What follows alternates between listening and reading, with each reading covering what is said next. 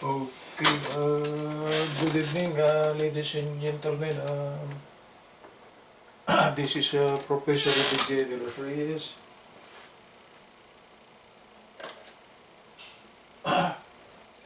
What I will be presenting this evening will be, I got this one here, I want to show you. We got an amplified speakers here. This is the first speaker and this is the second speaker, that's the amplifier. But when I try to use this amplifier here, I will plug into the audio source.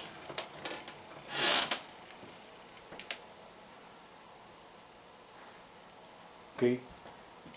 If I will try to plug into an audio source, okay, there's a crackling sound on these speakers. So meaning to say, voltage is going in, DC voltage is going into the speakers, and supposed to be, we don't need those ones. What we need to pass through the speakers will just be only the audio signal. So what will I do, guys? I will be using two electrolytic capacitors here. The value of this one is 10 microfarad and the voltage is 250 volts, and so with the other one. So what will I do, guys, is that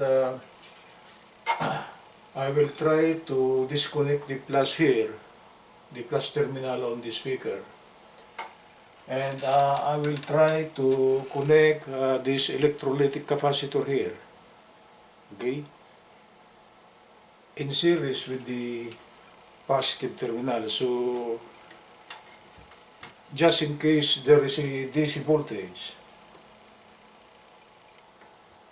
coming in here, just in case, okay, it will be filtered out by this electrolytic capacitor, because electrolytic capacitor will not pass direct current, but it will pass audio signal. Okay, so that's an easy one, guys.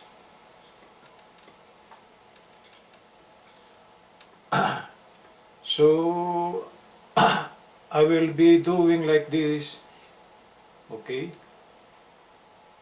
This one will be connected to the read line, okay, and the positive side will be connected to the positive terminal on the speaker.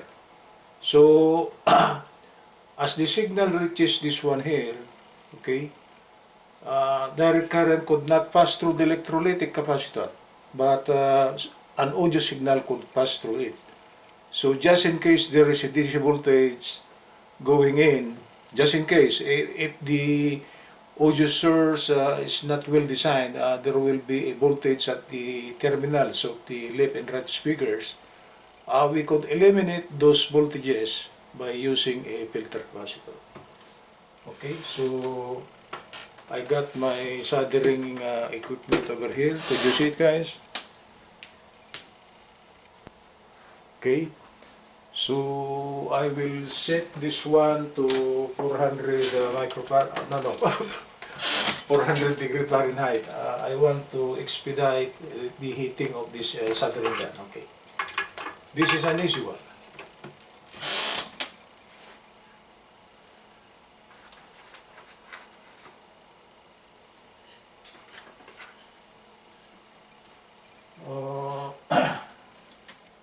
Where's the other one?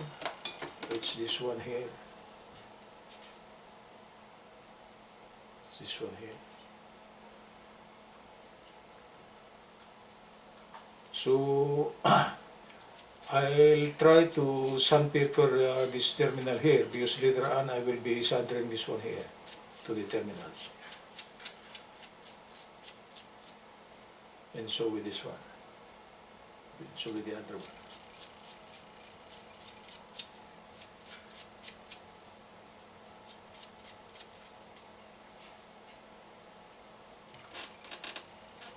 the terminals are a little bit rusty, not rusty, but they looks dirty, so we must have to sandpaper this one. So when we try to place a soldering face and we hit it and we put a solder, okay, of course the solder will stick to this wire here very efficiently. That's why before you solder something which is a little bit rusty, you try to sandpaper it. Okay. So what will be the first step? Okay. I will try to disconnect the positive terminal here.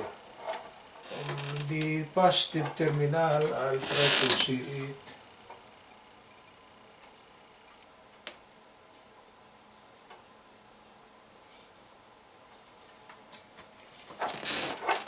I will get my marker here. Unluckily, the color code of the wires are both white, so we could not see which is plus and which is minus. So the only way we could see the plus and minus is the markings on the speaker. This one here is the plus. The one I will be marking black. Right? So I will try to desolder that one. I'll try to desolder this one. I think my soldering gun is already hot. I'll try to hit this. Oh, it's hot already. It's smoking already. I'll get my where's my wash glove, because every time we use to solder, you should clean the tip of the soldering gun so the solder will stick to it. Okay. So right now I will try to desolder the positive terminal, but I'll try to put a little solder here. Okay.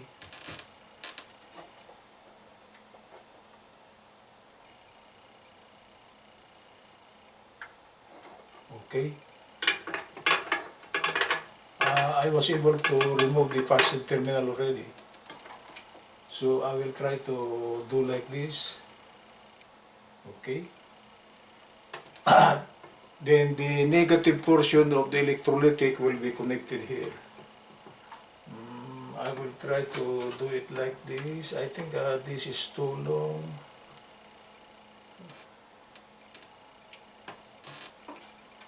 We can live with that one.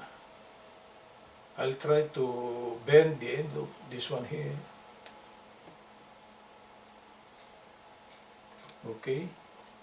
And I'll try to connect this one to the terminal. Okay. And I'll be placing a soldering face here, so the connection will be good.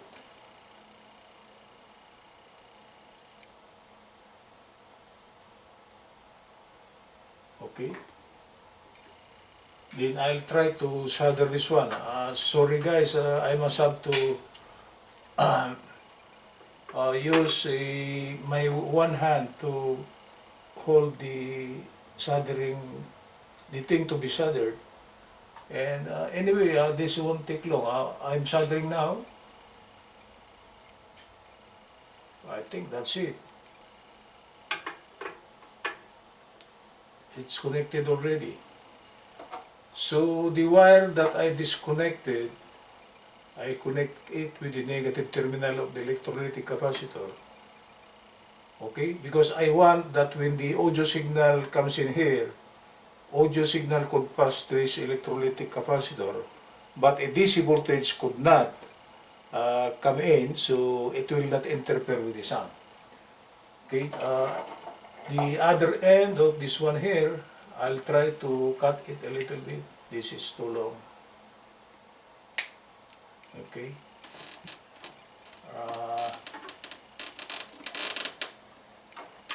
I'll try to sandpaper this one again. Okay. and I put a little soldering face. Okay, I put a soldering face, and I will be melting a solder at the ends. So when I connect this one to the positive terminal of the speaker, it will be soldered.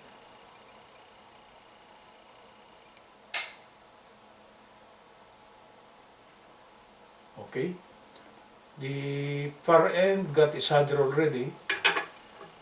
Okay, but I would like to add a little solder to the positive terminal of the speaker.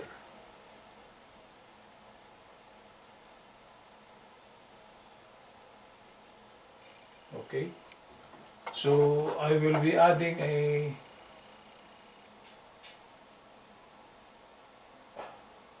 okay, that's it.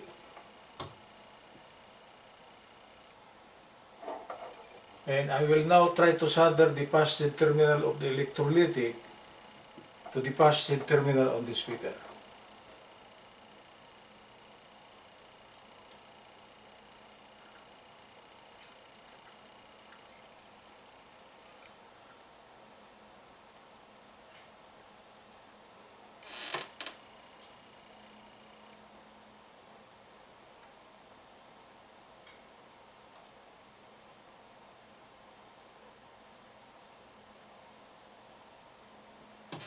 Okay. Oh, this is soldered already. So I have finished placing an electrolytic capacitor on the positive terminal of the speaker. Okay. So actually I could close this one now. This electrolytic capacitor here will try to filter out any voltages that will be available at the terminals of the speaker terminals, just in case there is. But I think there is, because when I use this one on my audio source, there's a crackling sound on the speaker, so I place this one as a filter. So I could close this one now. Okay, I could close this one now, and I'll be placing the screws over here.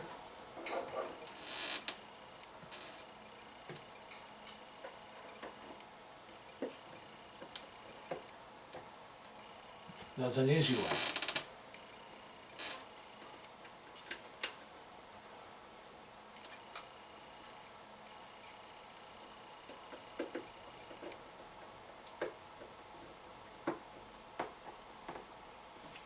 Okay, and the last one will be on this portion here.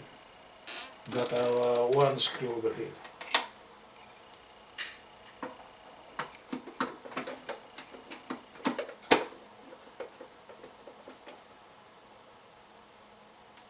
Okay, so we are done with the first speaker by placing an electrolytic capacitor in series with the positive terminal. Okay, so what will be next? The next one will be this speaker here. Luckily, this one here got a color code for the speakers. This red one here, for sure, that's the positive terminal. So I will try to hit again by soldering gun.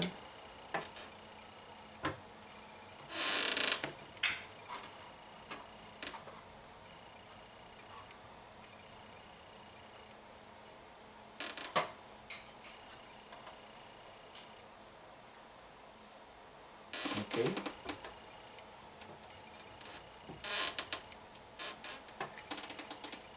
The temperature is going up because I set this one to 400 degree Fahrenheit. Okay.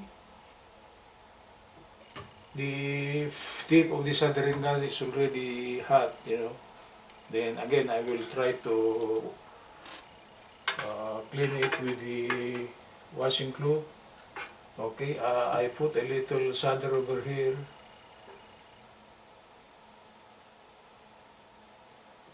Okay.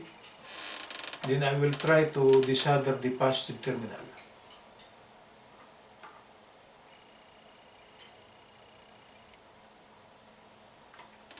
Okay. I disconnected the positive terminal already. And what will I do, guys? I will try to get my electrolytic capacitor first.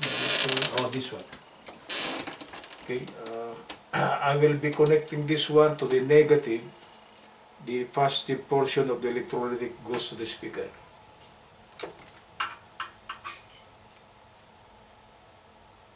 So I will try to bend the end of this one. And I will try to hook this one to the positive terminal.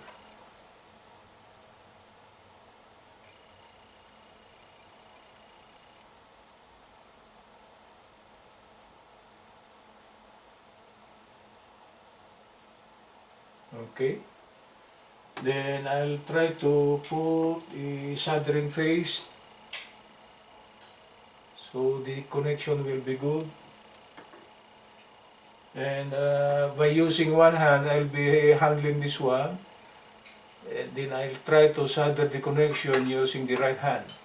But I must have to place a solder at the far end over here. Then I will try to touch this one to the two terminals.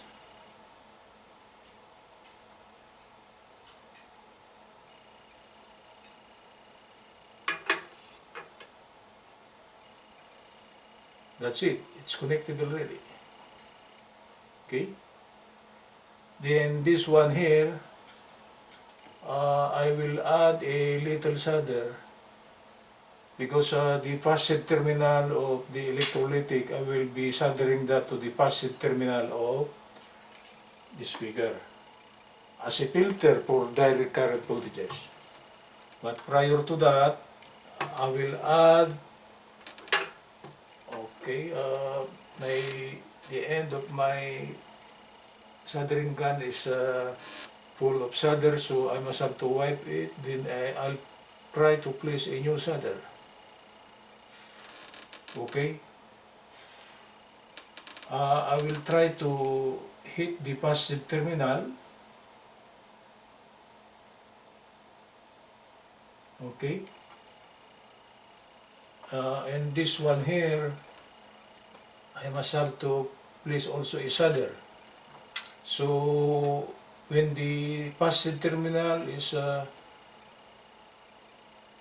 heated, and so with this part in here, they will be connected.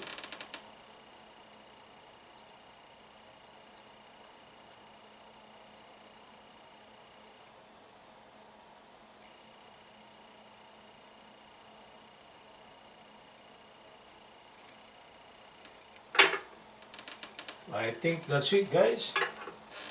So I've made the connection already.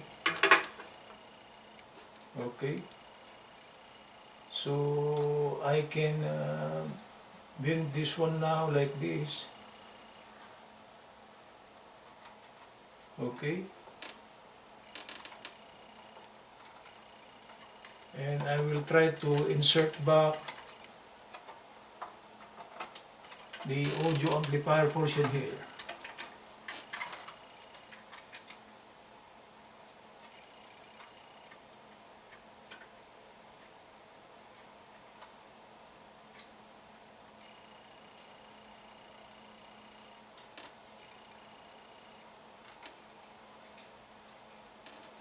Okay, that's it.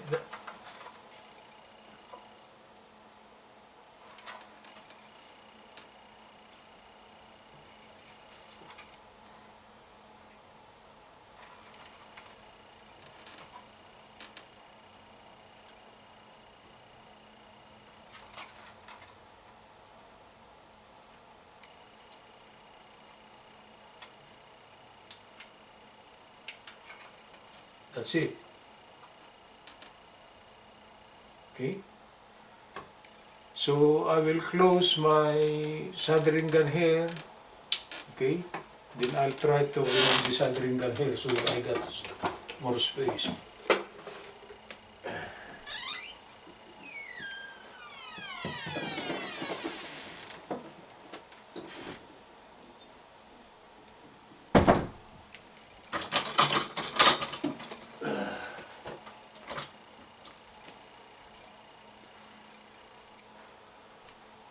Okay.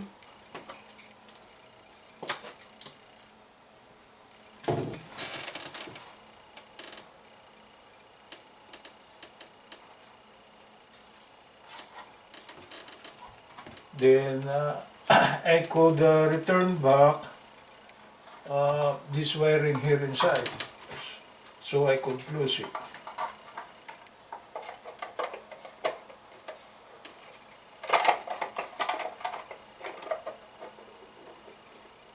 Okay. Then I'll try to bring back the screws to close the speaker box.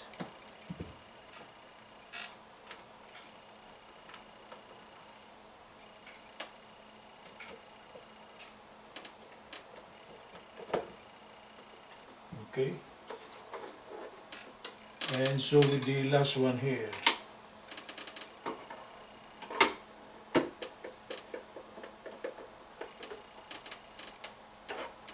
So guys, I will clean up my table here.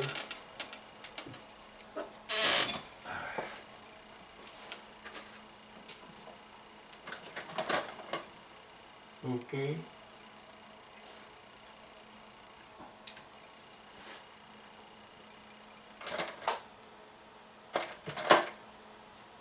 And this is housekeeping already, guys. I am returning back my tools so I could operate the speakers, and let's try to see if it really works or not. Okay.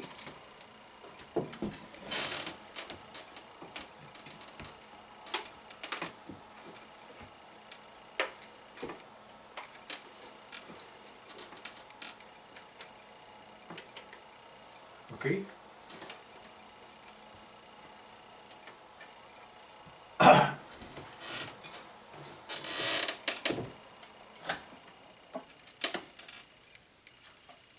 I will be powering up my audio source. My audio source will be my audio source is actually the one on top. That's my audio source, the one on top. I'll be connecting the plug over there. That's my audio source.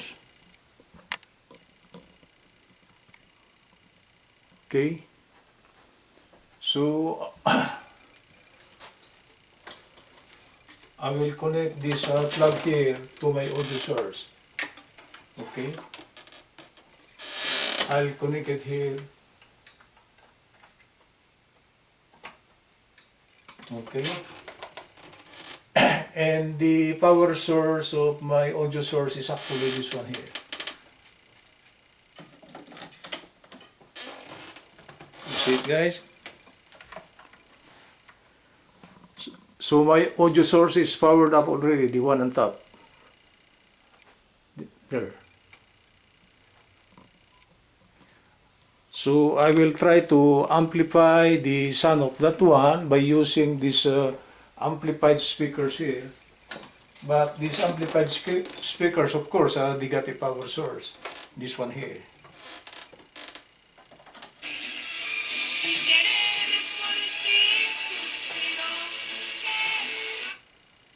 Okay, that's the power on.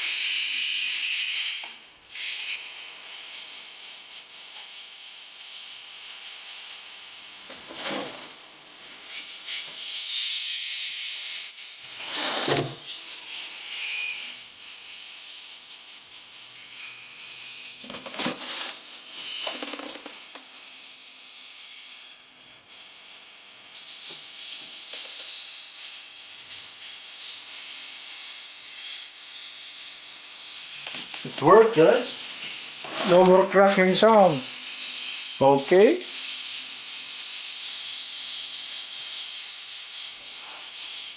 No more crackling sound.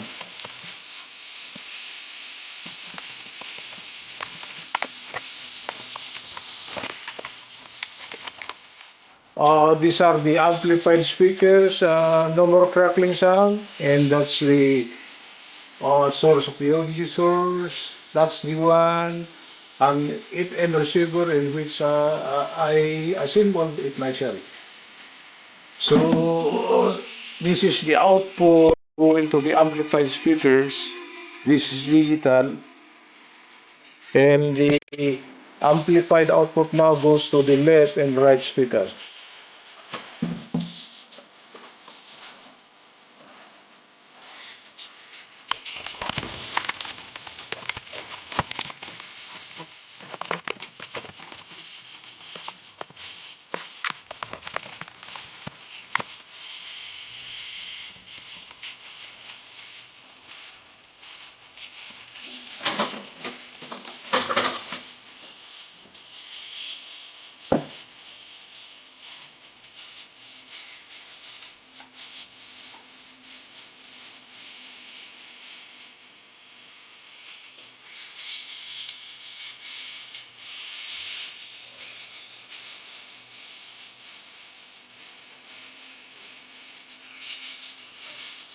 See, right?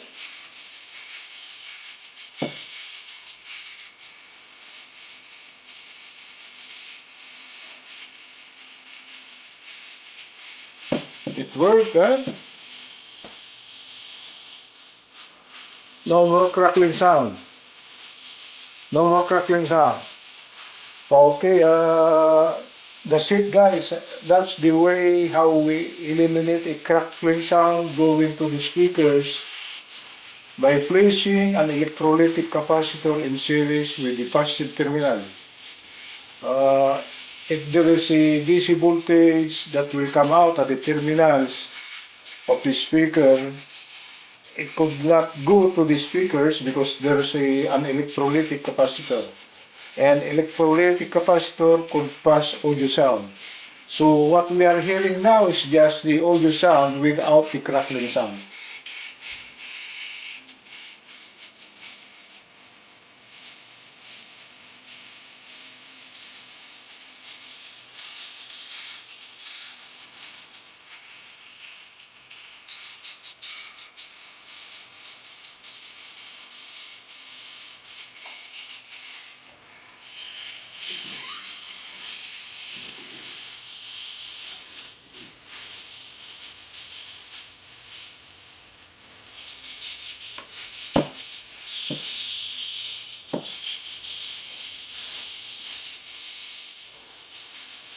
Okay, that's it, guys. Good morning from Los Angeles.